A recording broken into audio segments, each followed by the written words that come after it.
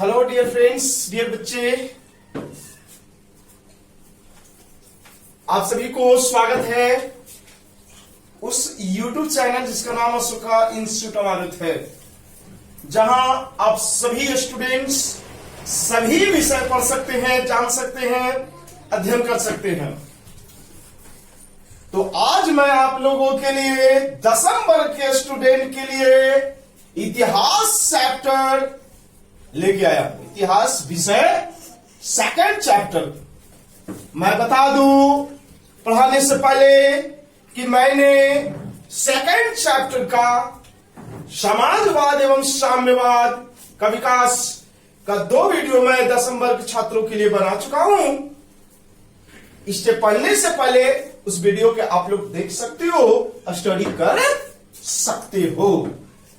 तो आज आप लोगों के लिए जो सबसे इंपॉर्टेंट विश्व इतिहास की महान क्रांति के बारे में देखेंगे आप लोग, उसका नाम है रूस की क्रांति। रूसी क्रांति कह सकते हो, नहीं, the revolution of Russia. Okay, तो रूस की क्रांति विश्व इतिहास का महान क्रांति माना जाता है मेरे दोस्त, ठीक ना। यह 20वीं शताब्दी के इतिहास की एक महत्वपूर्ण घटना रूस की क्रांति को मानते हैं। रूस की क्रांति 20वीं शताब्दी के इतिहास की एक महत्वपूर्ण घटना माना जाता है। इस क्रांति ने रूस में मौजूद शासन व्यवस्था को समाप्त कर दिया। रूस में उस समय जो शासन थी, वो शासन रोमनोव वंश का राजा, रोमनोव वंश का शासक था जार निकोलस द्वितीय, जो एक निरंकुशवादी थे, अत्याचारी था, अयोग्य था। इसी के विरोध में, जार के विरोध में वहां क्रांति हुई थी। इसकी निरंकुश शासन व्यवस्था का अंत हुआ था और लोकतंत्र की स्थापना पर विशेष रूप से बल दिया गया था।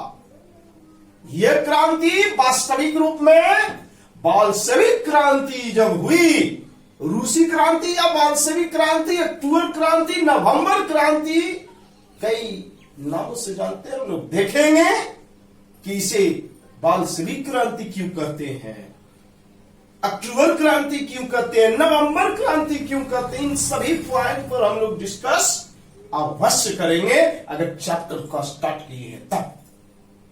तो जार निकोलस द्वितीय, जो एक निरंकुशवादी था, अत्याचारी था, योग्य था, अयोग्य, शासन करने का क्षमता नहीं था, अतः इसी जार की सत्ता को समाप्त किया गया और वास्तविक लोकतांत्रिक प्रणाली की स्थापना की गई, जिसे रूस की क्रांति के नाम से जानते हैं। इस क्रांति ने न केवल एक शासक वर्ग की शक्ति को तहस-नहस किया, अपितु कुलीन, पूंजीवादी, जमींदार की शक्ति को भी अंत किया इस क्रांति ने। तो यह क्रांति जो हुई 1917 में हुई थी, जिसे रूसी क्रांति के नाम से जानते, नवंबर क्रांति के नाम से जानते हैं।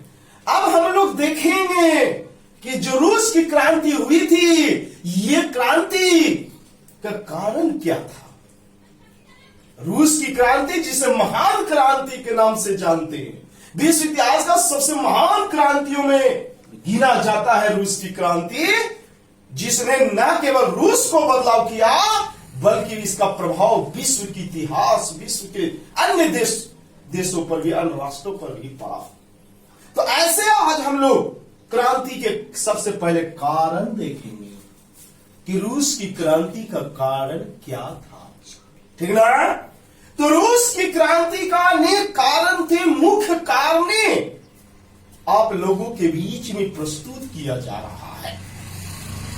सबसे पहला जो क्रांति का कारण वो ये है, देख रहे हैं आप लोग स्क्रीन पर, क्या? जार की निरंकुशता, जार की निरंकुशता एवं अयोग्य शासन। ये जार का मतलब रूस के राजा को बोला जाता था, जार। याद रखेंगे, रूस के सम्राट को क्या कहा जाता था? जार। ये एग्जाम में आता है बच्चों कि है ना, जार का अर्थ क्या होता है? पानी पीने वाला जार, सम्राट है, ये सब ऑप्शन रहते हैं। तो सम्राट यू कैन से राजा, नहीं तो जार की निरंकुशता एवं अयोग्य शासन। जैसे कि हम लोगों ने देखा कि रूसी क्रांति के पहले यहां कौन वंश? रोमानोव वंश के शासक जार निकोलस द्वितीय के हाथों में सत्ता थी, जो एक अयोग्य था, निरंकुशवादी था, अत्याचारी था। बात ऐसी है कि 19वीं सदी के मध्य तक यूरोप की राजनीतिक संरचना में परिवर्तन हो चुका था, बदलाव हो चुकी थी। राजतंत्र की शक्ति सीमित कर दिया गया था विश्व में, देशों में, पर रूस में अभी भी संपूर्ण शक्ति राजा के हाथों में था। जार निकोलस द्वितीय जिसके शासन में क्रांति हुई, राजा जो है खुद दैनिक अधिकारों में विश्वास करता था, जनता के ऊपर कतई चिंता नहीं होता था। एक राजा का सर्वश्रेष्ठ राजा का कर्तव्य होता है कि अपने प्रजा को सेवा करे, प्रजा के दुख सुख में सहभागी बने। लेकिन यह खड़ूस शासक जार निकोलस द्वितीय के किसी भी प्रकार का कोई चिंता नहीं थी। जार ने जो अफसरशाही बनाई हुई थी व्यवस्था, जार के जो मंत्री भी थे वो गलत सलाह देते रहते थे। इससे क्या हुआ? रूस की लोगों में जार के विरुद्ध में असंतुष्ट पैदा हुआ। ऐसे शासक को अंत करने के लिए आगे बढ़ गए, जिसके कारण स्थिति बदली। तो यह पहला कारण है रूसी क्रांति का कि रूस में जो राजा जो था, जार जो था, निरंकुशवादी था, अत्याचारी था, राजा अपने कर्तव्य का पालन नहीं कर रहा था। इसीलिए तो वहां की रूस की जनता ऐसे शासक को हटाने का प्रयास की। अब वो शासक का नाम का जार निकोलस द्वितीय आता है मेरे बच्चों एग्जाम में कि रूसी क्रांति के समय रूस के शासक कौन था? तो आप बोल देंगे जार निकोलस द्वितीय। जार निकोलस द्वितीय जो कैसी थी? अयोग्य था, निरंकुशवादी था, शासन करने का न इसके पास तौर तरीका था। एकदम ठेठ हिंदी में कह सकती है खड़ूस था, जो जनता इस असंतुष्ट थे। बस अतः जनता ने इसको हटाने का मांग का बेड़ा उठाया। अब अंततः ये सफलता कब मिली? 1917 में। ठीक ना? अब आते हैं सेकंड पॉइंट पर। आऊं काची है दूसरा, कृषकों की दयनीय स्थिति, किसानों की दयनीय स्थिति। मैं बोल दूं बच्चों कि रूस में जितनी भी जनसंख्या थी, उन जनसंख्या में सबसे अधिक किसानों का था, परंतु किसानों की स्थिति क्या थी? बहुत खराब थी। हालांकि 1861 ईस्वी में लाइन जो बोलने जा रहे हैं आप लोगों के लिए बहुत इंपॉर्टेंट लाइन बोलने जा रहे हैं। 1861 ईस्वी में वहां का राजा था जार अलेक्जेंडर द्वितीय। उन्होंने कृषि दासता प्रथा को समाप्त किया था, लेकिन किसानों की स्थिति में सुधार नहीं हुआ था। मैं बता दूं कि किसान जो थे ना, किसानों के पास न अच्छे खेती करने का औजार था, न बीज था, न पूंजी थी, सब चीज का अभाव था। ऋण में, कर्जा में, करों में डूबे हुए थे। राजा का कोई भी किसानों के ऊपर चिंता नहीं थे। अतः किसानों के पास क्रांति के अलावा दूसरा कोई रास्ता था ही नहीं। किसान आगे बढ़े, जो क्रांति का कारण बना। आया समझ में? किसानों की स्थिति कैसी रूस में दयनीय है। किसानों के पास पूंजी नहीं थी। किसानों के पास खेती करने का सुलभ औजार नहीं था। किसान ऋण में दबे हुए थे। इन लोगों की स्थिति में सुधार करने पर कोई विशेष बल भी नहीं दिया जा रहा था। अतः इन लोगों ने सोचा कि हम लोग के पास क्रांति करने का अलावा कोई मार्ग ही नहीं है। समझे बात को। अब तीसरा देखते हैं, मजदूरों की दयनीय स्थिति। बाबू, मजदूरों की दयनीय स्थिति यानी बोल दो कि रूस में मजदूर वर्ग जो थे, इन लोगों का सबसे स्थिति खराब था। इन लोगों का अधिकार नहीं था। हम लोग पहले समाजवाद का उदय में हम लोग पढ़े थे मजदूरों की स्थिति। रूस की मजदूरों से अधिक काम लिया जाता था वहां के जो गिने चुने पूंजीपति वर्ग थे उसके द्वारा। मजदूरी कम दी जाती थी, काम अधिक करवाया जाता था लेकिन मजदूरी कम। उस मजदूरों के साथ दुर्व्यवहार किया जाता था। अतः वे अपनी स्थिति से संतुष्ट मजदूर वर्ग नहीं थे। मजदूरों को कोई राजनीतिक अधिकार नहीं था, किसी भी प्रकार का अधिकार नहीं था कि अपनी मांग को पूर्ति कर सके, अपने अधिकार के लिए आंदोलन कर सके। ये सब कुछ नहीं। तब हालांकि कार्ल मार्क्स का जो प्रभाव इन लोगों पर था, कार्ल मार्क्स ने कहे थे, बहुत बड़ा इंपॉर्टेंट डायलॉग उन्होंने बोला था कि मजदूरों के पास सिवाय अपनी बेड़ियां खोने के अलावा कुछ नहीं है। अतः इनकी दशा का सही कार्ल मार्क्स ने चित्रण किया। कार्ल मार्क्स के बारे में पिछले वीडियो में हमने इतिहास में बताया है, देखिएगा आप लोग, ठीक ना। तो बेचारे मजदूर की स्थिति बहुत खराब। मजदूर ऐसे भी मर रहे थे। इन्होंने क्यों सोचा कि चलो भाई कुछ आंदोलन किया जाए कि कम से कम हमारे आने वाला जनरेशन की जीवन तो सुधार सके। बात को समझे। अब क्या है, चौथा कारण क्या था मैं बता दूं बच्चों कि परीक्षा में 2 और 4 मार्क्स क्या था इस पॉइंट से कि रूसी क्रांति के 2 कारण बताए, आराम से बता देगा। इसके अलावा रूसी क्रांति के कारण बताए विस्तृत रूप में तो 4 नंबर करता है, ठीक ना। तो विभिन्न कारणों को जानना है। इसके अलावा इन्हीं पॉइंट में कई प्रश्न रहते हैं, इन्हीं पॉइंट से प्रश्न पूछे जाते हैं। तो मेरे दोस्त, अगर अच्छी लगती है तो लाइक करो, सब्सक्राइब करो, कमेंट में लिखो कुछ जिससे कि पावर बढ़े। जैसे मैं क्लास में पढ़ाता हूं वैसे भी यूट्यूब चैनल पर भी आप लोग को सेवा दे सकते। नहीं समझे हैं? तो आते हैं हम लोग चौथा, औद्योगिकरण की समस्या। रूस में बड़े बड़े उद्योग धंधे का अभाव था। औद्योगिकरण का मतलब समझते होंगे ना, वस्तुओं का उत्पादन मशीनों से होना, हाथों से ना बल्कि बड़े बड़े मशीनों से होना, बृहद पैमाने पर, जिसे औद्योगिकरण कहते हैं। तो बात ऐसी थी कि रूस में बड़े बड़े उद्योग धंधे का अभाव था।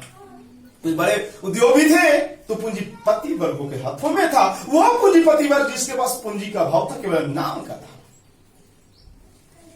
अतः उद्योगों के विकास के लिए विदेशी पूंजी पर यहां के पूंजीपतियों को निर्भर रहना पड़ता था। विदेशी पूंजीपति जो थे उस पर निर्भर रहना पड़ता था। वो जो है रूस में आर्थिक शोषण का बढ़ावा दिया।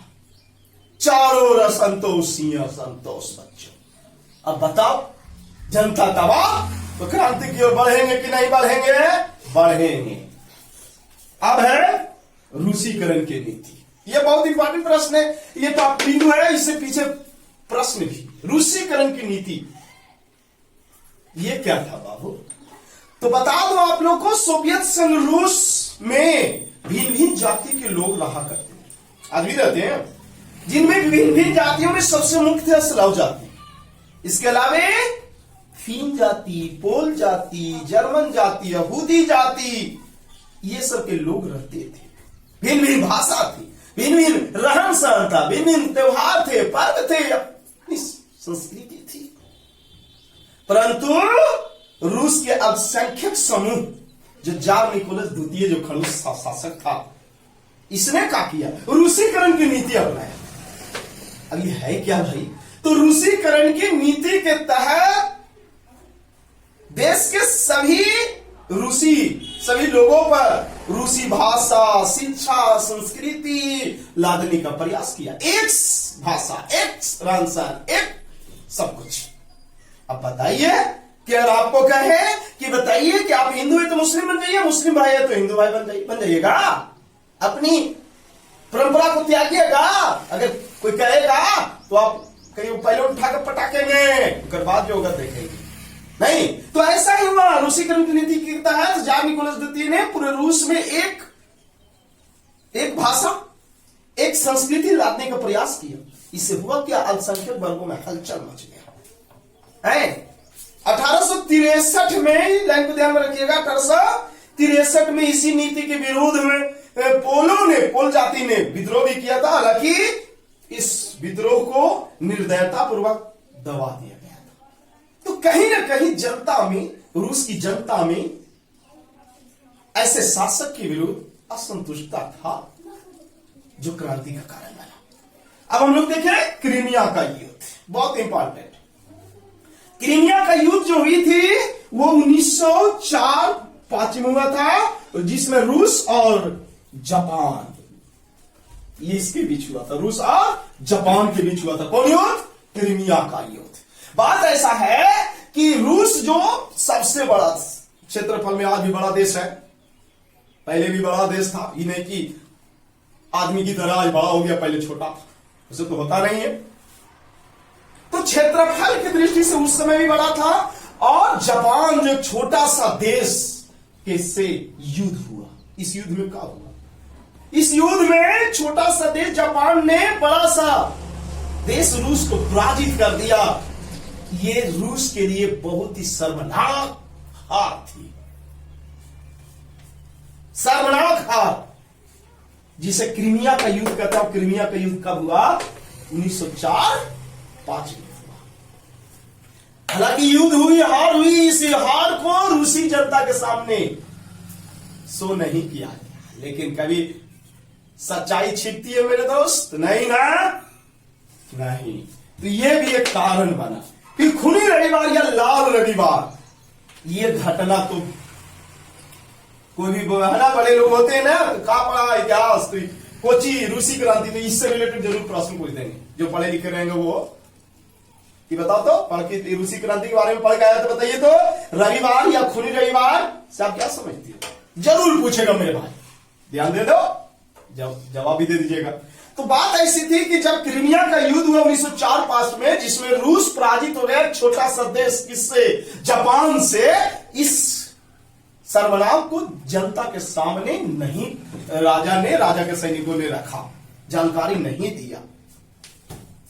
पर धीरे धीरे जब जानकारी हुई, कहीं से, जब वहां बेरोजगारी सब उत्पन्न हो गया, आर्थिक स्थिति रूस की खराब होने लगी, तब जनता ने इस घटना को समझा, जाना है, और महानता, जो राजा जो महानता के जो चोंगा पे लिए थे ना, उस भ्रम को जनता तोड़ा। 1905 में, मैं बता दूं, 9 जनवरी, कितना जनवरी? 9 जनवरी 1905, 9 जनवरी 1905 ईस्वी को रूस की जनता, बात ध्यान से सुनिएगा, ये पॉइंट को बता रहा हूं, पूरी रविवार या लाल रविवार। तो 9 जनवरी 1905 ईस्वी को रूस की जनता जो थे, आम जनता, वो सब क्या किए? रोटी दो के नारा देते हुए बड़ी संख्या में जार निकोलस द्वितीय के महल, सेंट पीटर्सबर्ग महल की ओर जा रहे थे।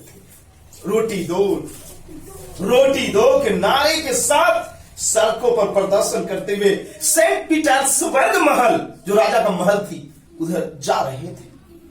परंतु जार के सेना ने क्या किया? निहत्थे आम जनता पर धाई धाई गोलियां बरसाने लगा, जिसमें हजारों की संख्या में रूसी जनता, आम जनता बेचारे मारे गए। इसी घटना को खूनी रविवार या लाल रविवार के नाम से जानते हैं। बात को समझ रहे हैं कि 9 जनवरी 1905 ईस्वी को रूस की आम जनता बड़ी संख्या में मुझे रोटी दो के नारा देते हुए, सड़कों पर प्रदर्शन करते हुए सेंट पीटर्सबर्ग महल की ओर जा रहे थे। इसी समय जार निकोलस द्वितीय के सैनिकों ने उन लोगों पर गोलियां बरसा दी, जिससे हजारों की संख्या में मारे गए। इसी घटना को खूनी रविवार या लाल रविवार के नाम से जाना जाता है। क्योंकि 22 जनवरी पुराने रूसी कैलेंडर के अनुसार 9 जनवरी 1905 था ये दिन, और वैसे 22 जनवरी थी। इसी घटना को खूनी रविवार या लाल रविवार के नाम से जानते हैं। इस नरसंहार की खबर जैसे ही फैला, रूस में सनसनी फैल गई। इस क्रांति में किसान का व्यापक भागीदारी हुई।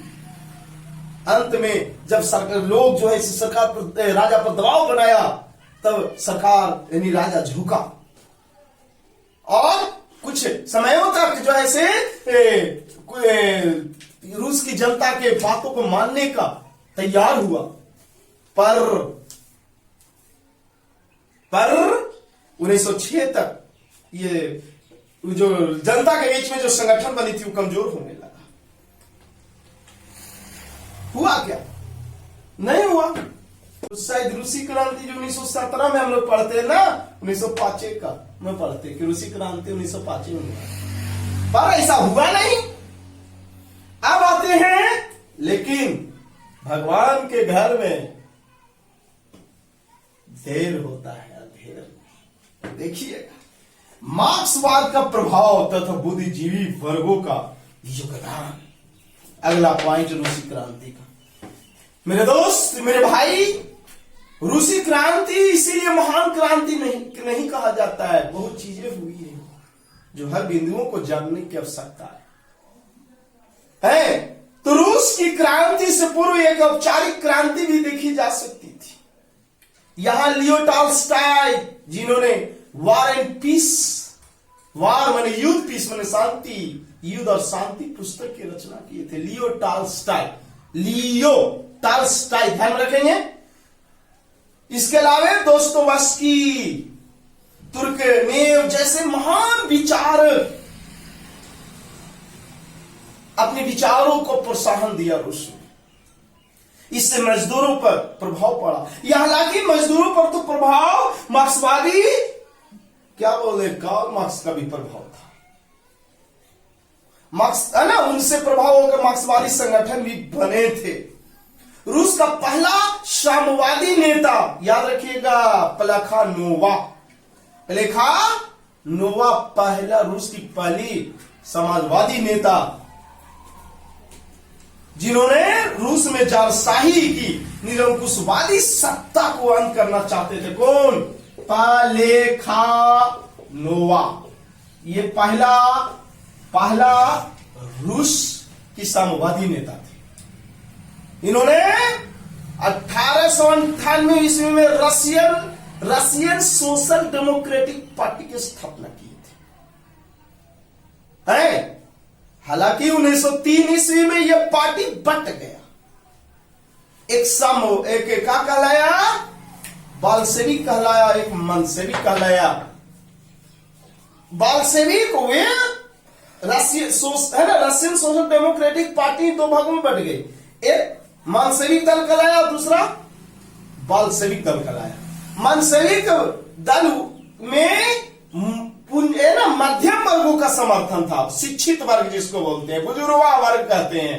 और मनसेविक वर्ग में, मनसेविक जो दल थे उसमें मजदूर वर्ग, किसान, जिसे सर्वहारा वर्ग कहा जाता है, ये सब का समर्थन मिला। बाल्शेविक कौन? जिसमें मजदूर वर्ग थे, सर्वहारा वर्ग थे, किसान थे। और मनसेविक कौन? जिसमें शिक्षित वर्ग, मध्यम वर्ग, जिसे बुजुर्गा वर्ग कहते हैं, ये सब का समर्थन था। आपको समझे? चलिए, तो अब है तत्कालीन कारण। रूसी क्रांति का अगला मुख्य कारण तत्कालीन कारण, तत्ल। तो प्रथम विश्व युद्ध से ये जुड़ा हुआ है ये कारण, चूंकि हम लोग को पता है कि प्रथम विश्व नवंबर में पढ़े होंगे 10 के छात्र। तो प्रथम विश्व युद्ध चूंकि हुई थी 1914 से 1918, याद होगा आप लोग का। तो 1914 से 1918 के बीच में युद्ध चला है। इस युद्ध में रूस भी शामिल हुआ था मित्र राष्ट्रों के साथ। इस युद्ध में शामिल होने का, रूस जो शामिल हुआ था, एक ही उद्देश्य था। क्या भाई? कि यहां की जनता जो है आंतरिक मामला को भूल जाए और बाहरी मामला में शामिल हो जाए। मतलब जो राजा के विरोध में जो ये सब आंदोलन करते जा रहे हैं, असंतुष्ट है, उस चीज को भूल जाए और अंतरराष्ट्रीय स्तर में इन लोगों का सोच चला जाए, उधर ध्यान चला जाए। यही उद्देश्य से रूस प्रथम विश्व युद्ध में शामिल हुआ था मित्र राष्ट्रों के साथ। मेरे बच्चों, हुआ क्या? युद्ध शुरू हुई। युद्ध में रूस को चारों ओर से हार होने लगा। हार होने का भी कारण पता चलता है कि रूसी सैनिकों के पास न तो अच्छा हथियार था, न कपड़े थे, न भोजन अच्छी मिलती थी। मतलब समझ रहे हो ना, ये सब का रूसी सेनाओं के पास नहीं था। अच्छे हथियार का भाव था, भोजन नहीं थे, कपड़े नहीं थे। अब क्या हुआ? युद्ध के मध्य में जार निकोलस द्वितीय खुद इस युद्ध का कमान अपने हाथों में ले लिया। हुआ क्या? महल खाली हो गया। महल में 2 को बचे। एक जार निकोलस द्वितीय की रानी जिसका नाम था जरीना, और तथा कथित गुरु रास्पुटीन, ये दोनों महलों में बच गए। ये दोनों ने कुछ ऐसा षड्यंत्र रच दिया जिससे हुआ क्या? राजतंत्र की प्रतिष्ठा धूल में मिल गई। जब जनता को ये पता चला तो जनता जो ऐसे अब रुकने वाले नहीं थे, क्रांति की ओर अग्रसर हो गए। तो इस तरह से कई कारण रूसी क्रांति का अब अगले वीडियो में मैं बताऊंगा। काची कि अब जनता अग्रसर हो गए, तत्कालीन कारण जिसे कहते हैं, जब अग्रसर हो गए आंदोलन की ओर, तब का हुआ और कौन किसके नेतृत्व में रूस की क्रांति हुई, इन तमाम घटनाओं के बारे में देखेंगे। आप लोग सपोर्ट करते रहोगे तब, नहीं तो सपोर्ट का मतलब सब्सक्राइब कर चैनल को करो, लाइक करो, शेयर करो, घंटी दबाओ, जिससे कि आपको तुरंत वीडियो डालूं तो तुरंत इंफॉर्मेशन मिल जाए।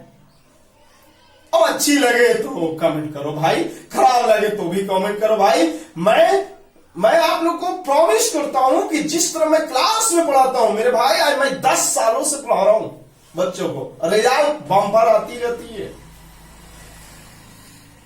मैं कोशिश करता हूं क्या हमारे द्वारा पढ़े हुए बच्चे अच्छे से अच्छे मुकाम पाए, है ना। तो ये YouTube पर तो मैं अभी कुछ समयों में स्टार्ट किया हूं। आप लोग का अगर सहयोग समर्थन रही तो मजा से पढ़ाऊंगा, आप लोग को भी मजा आएगी। तो नो टेंशन, नो फिक्र, अशोका सर इज हियर। और हियर किसके लिए? For all students of Bihar world. तो धन्यवाद।